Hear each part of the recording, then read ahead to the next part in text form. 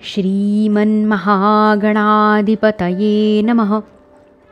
श्रीसरस्वत्यै नमः। ॐ नमो भगवते वासुदेवाय। श्रीगुरुदेवदत्तात्रेयाय नमः। श्री श्री सद्गुरवे नमः। हृदयान्तरी वसेतु श्रीगुरुमाऊली। वरदहस्तधर मम श्री तव प्रेमलाभो जन्मजन्मान्तरी। उद्धारावे चैतन्यघन श्री सद्गुरु हरिराया। श्रीमद्भागवत महापुराणे चतुर्थस्कन्धे अथ सप्तमोऽध्यायः। दक्षयज्ञाची पूर्तता। मैत्रेय म्हणतात, हे पराक्रमी विदुरा, ब्रह्मदेवांनी अशी प्रार्थना केल्यावर भगवान शंकर प्रसन्नतेने जे हसत म्हणाले ते ऐक. श्री महादेव म्हणाले, हे प्रजापते, भगवंतांच्या मायेने मोहित झालेल्या दक्षासारख्या अज्ञानी लोकांनी केलेल्या अपराधाची मी चर्चा करीत नाही की आठवणही काढीत नाही. मी केवळ सावध करण्यासाठी त्यांना थोडी शिक्षा केली. दक्ष प्रजापतीचे डोके जळाले आहे म्हणून त्याला बकऱ्याचे डोके लावावे. भगदेव मित्रदेवतेच्या डोळ्यांनी आपला यज्ञभाग पाहिल. पीठ खाणाऱ्या पुषाने यजमानाच्या दातांनी भक्षण करावे.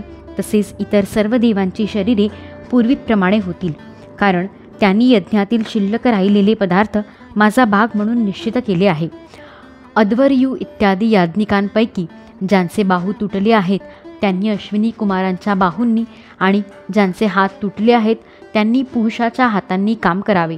तसेच भृगूंच्या दाढीमिशा बकऱ्यासारख्या होवोत. मैत्रेय म्हणतात, वत्स विदुरा, तेव्हा भगवान शंकरांचे बोल ऐकून सर्व लोक प्रसन्न चित्ताने छान छान म्हणू लागले. नंतर सर्व देवांनी आणि ऋषींनी दक्षाच्या यज्ञशाळेत येण्याची महादेवांना प्रार्थना केली आणि त्यांना व ब्रह्मदेवांना बरोबर घेऊन ते तेथे गेले. तेथे जसजसे भगवान शंकरांनी सांगितले होते त्याप्रमाणे सर्व कार्य करून त्यांनी दक्षाच्या धडाला यज्ञपशूचे डोके जोडून दिले. डोके जोडले गेल्यावर रुद्रांची दृष्टी पडताच दक्ष ताबडतोब झोपेतून जागा झाल्याप्रमाणे उठला आणि आपल्या समोर भगवान शिवांना त्याने पाहिले.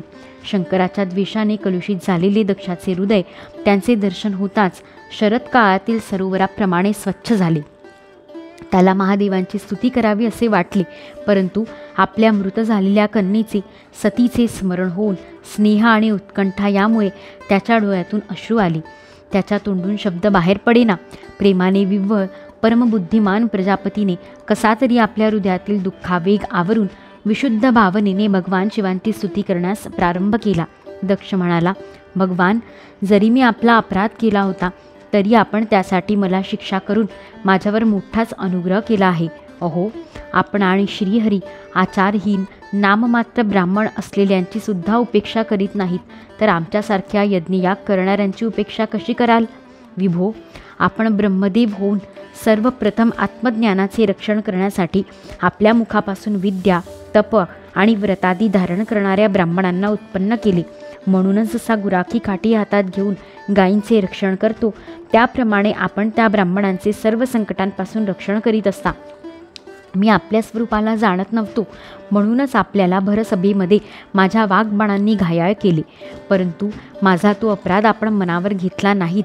आपल्यासारख्या पूज्यतमाचा अपराध केल्यामुळे मी नरकादी नीच योनीत जाऊन पडणार होतो, परंतु आपण आपल्या करुणामय दृष्टीने मला वाचविले. आता आपणच आपल्या औदार्यपूर्ण वर्तनाने माझ्यावर प्रसन्न व्हावे. मैत्रेय म्हणतात, अशा प्रकारे शंकरांची क्षमा मागून दक्षाने ब्रह्मदेवाच्या अनुमतीने उपाध्याय, ऋत्विज इत्यादींच्या साह्याने यज्ञ सुरू केला. तेव्हा श्रेष्ठ ब्राह्मणांनी यज्ञ संपन्न करण्याच्या उद्देशाने भूतपिशाचांच्या येण्यामुळे उत्पन्न झालेल्या दोषांच्या शांतीसाठी विष्णुदेवतेला उद्देशून 3 पात्रांमध्ये तयार केलेल्या पुरोडाश नावाच्या चरूचे हवन केले. हे विदुरा, तो हवी हातात घेऊन उभ्या राहिलेल्या अध्वर्यूच्या समवेत यजमान दक्षाने जेव्हा विशुद्ध चित्ताने श्रीहरीचे ध्यान केले तेव्हा लगेच भगवान तेथे प्रकट झाले. बृहत आणि रथंतर नावाचे सामस्तोत्र ज्याचे पंख आहेत त्या गरुडावर बसून आलेल्या भगवंतांनी दाही दिशा प्रकाशित करीत आपल्या अंगकांतीने सर्वांना निस्तेज केले. त्यांचा श्यामवर्ण होता कमरेला सुवर्णाचा कमरपट्टा होता. डोक्यावर सूर्याप्रमाणे दैदिप्यमान मुकुट होता. मुखकमल भ्रमराप्रमाणे काळ्या कुरळ्या केसांच्या बटा आणि कांतिमय कुंडलांनी शोभायमान दिसत होते. सुवर्णमय अलंकारांनी विभूषित भक्तरक्षणासाठी सदा उद्युक्त असे 8 हात होते. त्या 8ही हातांमध्ये शंख, पद्म, चक्र, बाण, धनुष्य, गदा, खड्ग आणि ढाल घेतलेली होती. यामुळे ते पांगाऱ्याच्या झाडाप्रमाणे दिसत होते. प्रभूंच्या वक्षस्थळावर लक्ष्मी विराजमान होती आणि सुंदर वनमाला शोभून दिसत होती.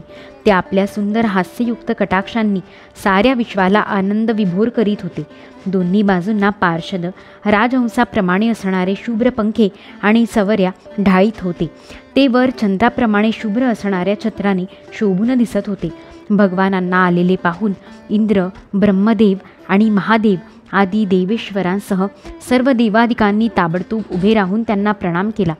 त्यांच्या तेजापुढे सर्वांचे तेज फिके पडले. जीभ अडखळू लागली. ते गोंधळून गेले. अशा स्थितीत ते सर्वजण मस्तकावर हात जोडून भगवंतांची स्तुती करू लागले. जरी ब्रह्मदेवादी भगवंतांचा महिमा जाणत नव्हते तरीसुद्धा भक्तांवर कृपा करण्यासाठी दिव्य रूपाने प्रकट झालेल्या श्रीहरींची ते आपापल्या बुद्धीनुसार स्तुती करू लागले.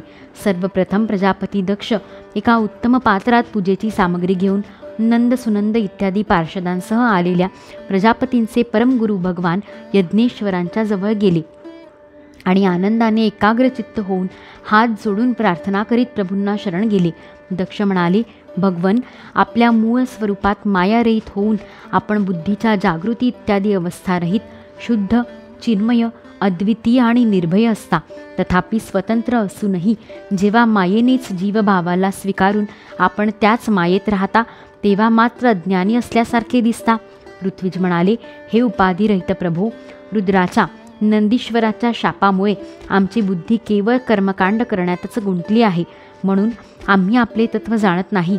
परंतु ज्यामध्ये अमुक कर्माची अमुक देवता अशी व्यवस्था आहे त्या वेदत्रयीने प्रतिपादन केलेल्या धर्मरूप यज्ञालाच आम्ही आपले स्वरूप समजतो.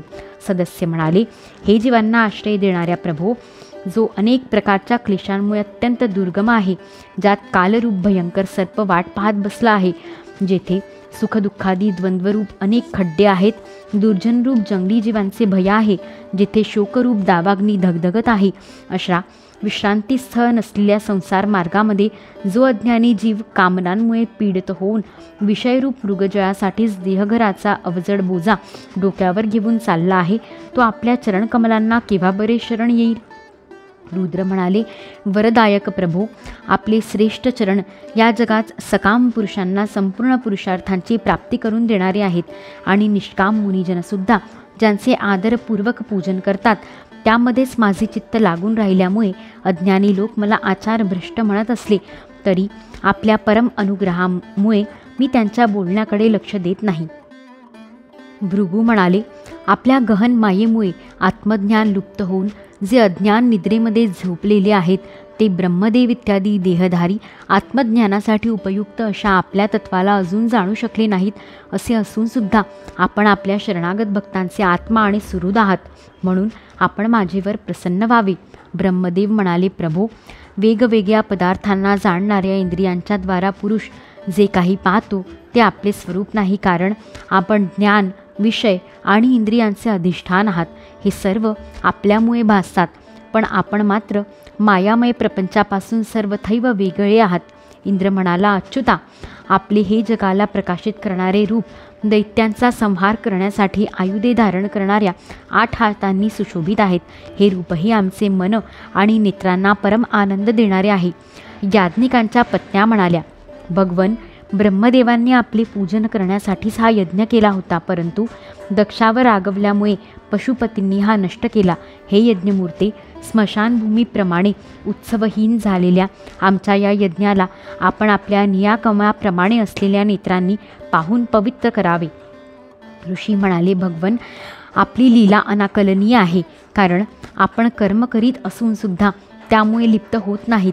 दुसरे लोक वैभवाच्या लालसेने ज्या लक्ष्मीची उपासना करतात ती स्वतः आपल्या सेवेत निमग्न असते, तरीसुद्धा आपण तिच्याविषयी निस्पृह राहता.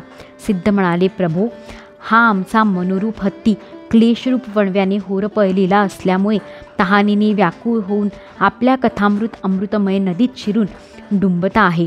तेथे ब्रह्मानंदामध्ये निमग्न झाल्यामुळे त्याला संसाररूप दावाग्नीचे स्मरणही नाही आणि तो त्या नदीच्या बाहेरही पडत नाही.